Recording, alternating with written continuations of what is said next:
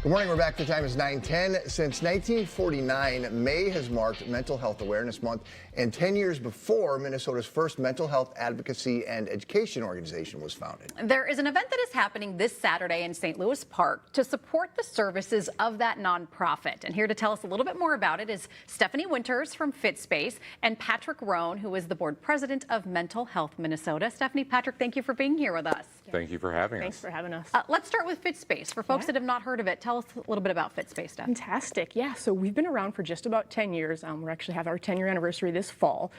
So opened as a way to just be a gym for everyone. We don't have memberships, so people can just come in and utilize the services that they want to, from Pilates to nutrition, personal training, group classes, a little bit of everything, which is a lot of fun.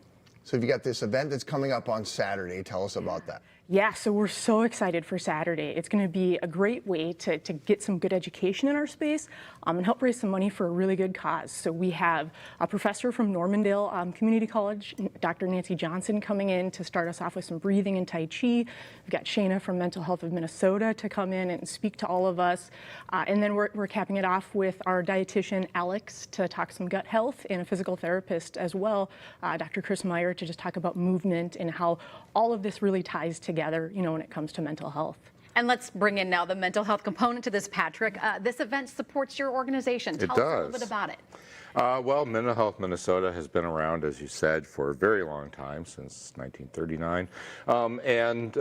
We particularly focus these days on serving those with lived experience with mental health, and especially using those with lived experience. And one of the ways we do that is through our Minnesota Warm Line.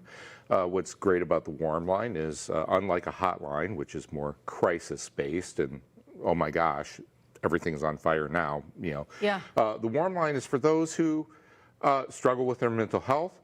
Maybe they just need someone to talk to, someone who gets it. It connects with certified peer counselors, folks who have lived experience, folks just like them on the other end of the line, who can talk and can help and can point them to resources as needed. Or if it does turn out they need more than, say, a Warm Line, can connect them into directly crisis services from there. So it really is, as we like to call it, before stage 4, right? Before things get to that heightened level, helping those people. And that's kind of one of our main services.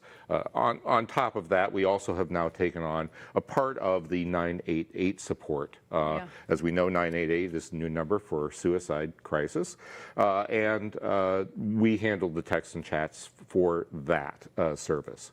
Or we're one of the organizations doing that. It is nice to know that there are resources available for people, but I still think that it is really hard for a lot of people to get to the point where they feel like they need help and they have nowhere to turn. Yes. What would you say to somebody who might be out there and who's struggling or feels off or whatever it might be? What would you say to them to get them to take that step? The Warm Line sounds like a good starting point. Yeah. And what is nice about the Warm Line is it's not just call. You could also text the Warm Line.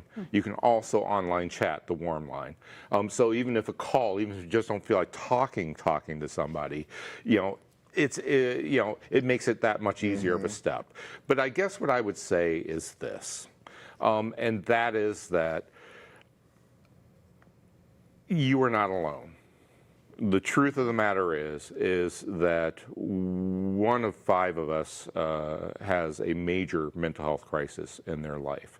That means that you know somebody. Everybody knows somebody, and not just one somebody, but lots of somebodies who have or will have a major mental health crisis in their life.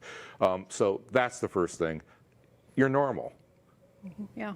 It's really that plain and simple. And as long as you can just think about it that way and know that there are other people who are just like you who you can talk to and who will get what you're going through. They'll really get it, not just from I can empathize. No, I've been there. Sure.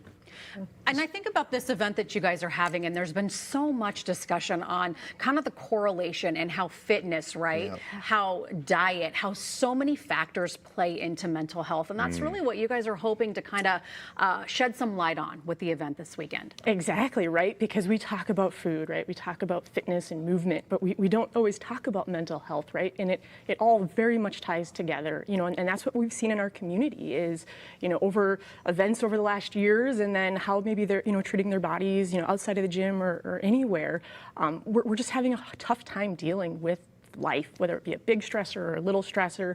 So we want to make sure that we, one, our community knows what, resources are available out there, or they know to be able to tell their friends and family, if their friends and family, are showing maybe some of these signs or different things. And again, continue to, support a cause so it's there if, any of us do need it down the road.